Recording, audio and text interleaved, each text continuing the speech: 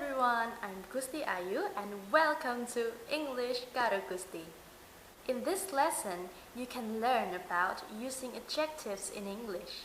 You'll see basic information about English adjectives, what they do, and how you can use them. Then, you'll see some more details about different types of adjectives and what they mean. Before we start, don't forget to hit the like and the subscribe button. Thank you! You can also go to Instagram to see more about English Karo Gusti episodes. So now let's get started! First, a question. What do adjectives do? Adjectives describes noun. They add information to a noun or noun phrase. For example, the sea was blue and clear. The adjectives blue and clear add information to the noun sea. Adjectives can be used in many ways, but there are two common patterns. First, you can put adjectives directly before the noun they describe, like this: red, high-heeled shoes. A reliable friend. He gave me an expensive Italian leather wallet. Secondly, you can use a linking verb plus an adjectives after noun, like this: she felt happy. It's sunny. He seems quiet today.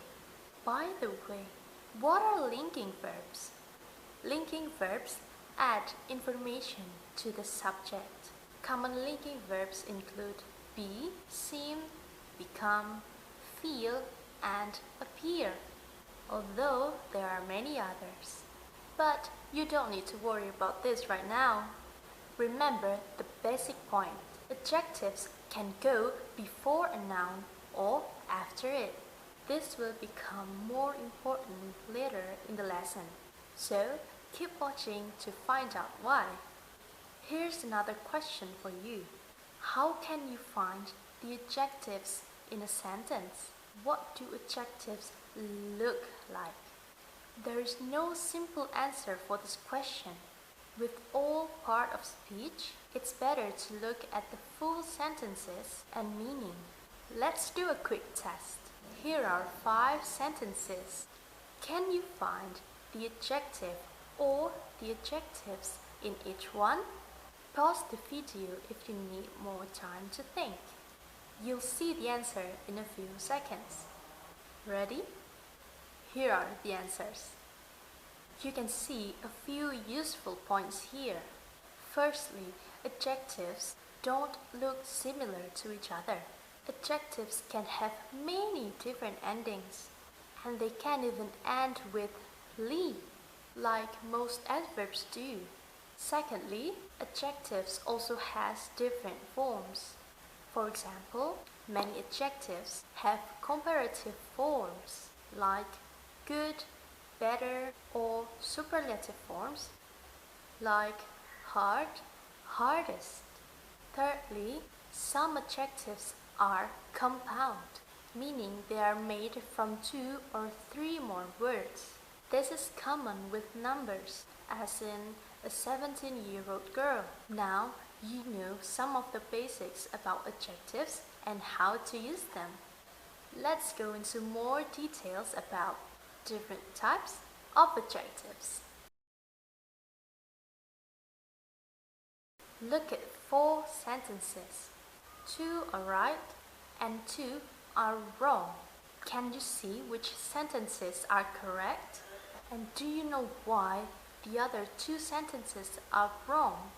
Pause the video if you need some more time to think. Ready? Let's look together. Sentences 1 and 4 are correct. 2 and 3 are incorrect. Did you get the right answer? And can you explain why the sentence number 2 and 3 are incorrect? To explain this, you need to know about an important idea: gradability. Some adjectives are gradable. That means they can have different levels. For example, nice and interesting are gradable. Something can be more interesting or less interesting. There are different levels of interesting. Some adjectives are ungradable. That means that they are binary, either yes or no. For example, unique is ungradable. Either something is unique or it isn't. You can't have different levels of uniqueness. It's a yes or no property. Ungradable adjectives have two types. Firstly, they are words with strong meaning, like delicious, exhausted, or furious. Secondly, they are words with absolute meaning, like unique, true, or possible. When we are talking about ungradable adjectives, we mean both of these types. What does this mean to you? Well, there are two important rules that you need to know. First, you can't make comparative with ungradable adjectives. You can't say more delicious. You can't say truer or most possible. Secondly, if you want to emphasize an adjective by adding a word like very, really, or absolute before it, you need to use different words for gradable and ungradable adjectives. Very is used with gradable adjectives. So you can say very beautiful, very good, or very funny. But you can't say very gorgeous, very freezing, or very hilarious. You can't say very freezing. But what can you say? With ungradable adjectives, use absolutely. You can say absolutely freezing, absolutely exhausted, or absolutely unique. What if you're not sure? Use really, which can be used in both gradable and ungradable adjectives. So you can say really cold or really freezing. They are both fine. Understanding the difference between gradable and ungradable adjectives is important if you want to use adjectives correctly in English. There's also one important thing that you should know. Let's look. You heard in part 1 that adjectives can be used before the noun or after the noun if you use a linking verb. So, are these sentences correct or not? As always, pause the video if you need more time to think. Ready? Here's the answers. Here's the answer. All three sentences are incorrect. None of them are possible. Do you know why? Many adjectives can be used either before or after the noun they describe. For example, you can say the car is new or the new car. Both are possible and it doesn't change the meaning. However, some adjectives can only be used in one position, either before or after the noun. That's the problem with the three sentences you saw just now. Asleep can only be used after the noun it describes. You can say the cat is asleep on the wall, but you can't say an asleep cat. Main and elder are examples of adjectives which can only go before the noun. So you could say, this is the main problem, or he is my elder brother. Now let's do a test. Look at 6 adjectives. Here's the question. Can these adjectives be used before the noun, after the noun, or in both positions?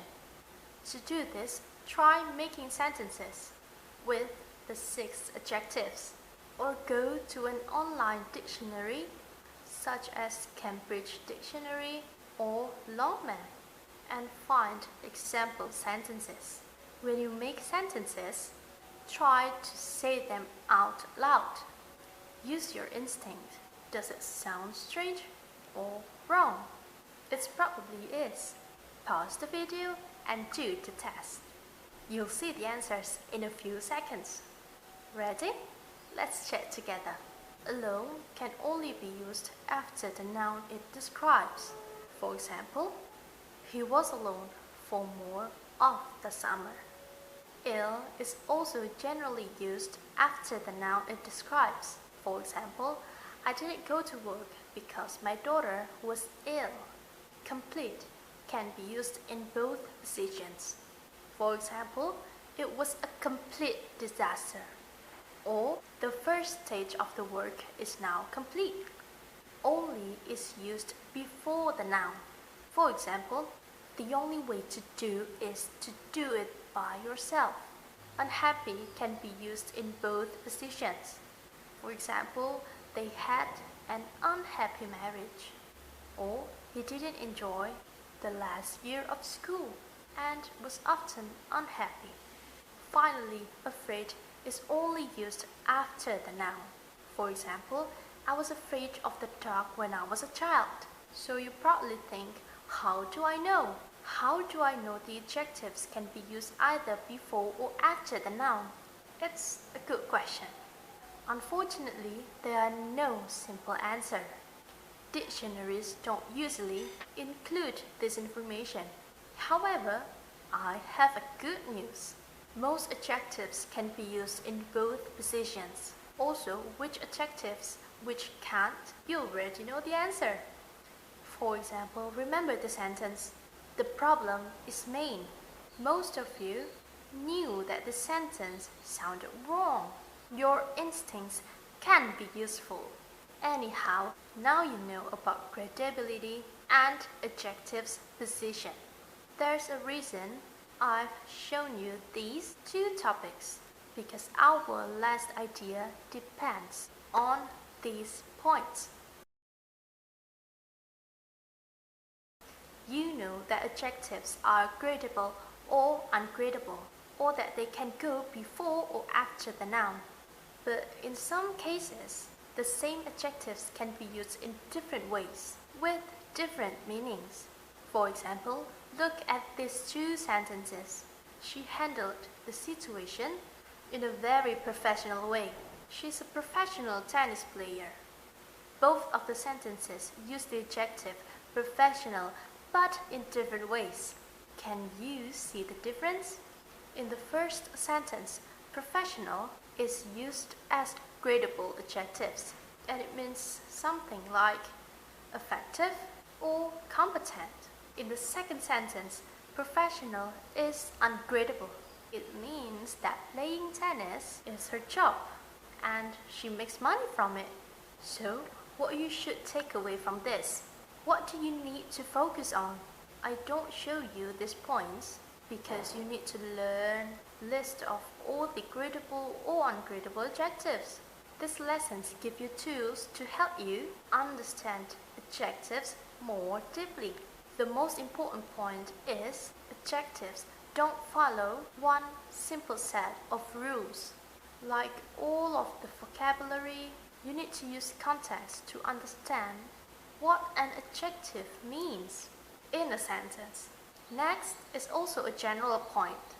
One word doesn't have one meaning. With adjectives, whether a word is gradable or not can make a difference. Where an adjective's use can make a difference. You can't simply rely to a dictionary or a translator. Again, you need to understand the context to understand the words. Okay everyone, I think that's all for me. Thank you very much for your attention and goodbye!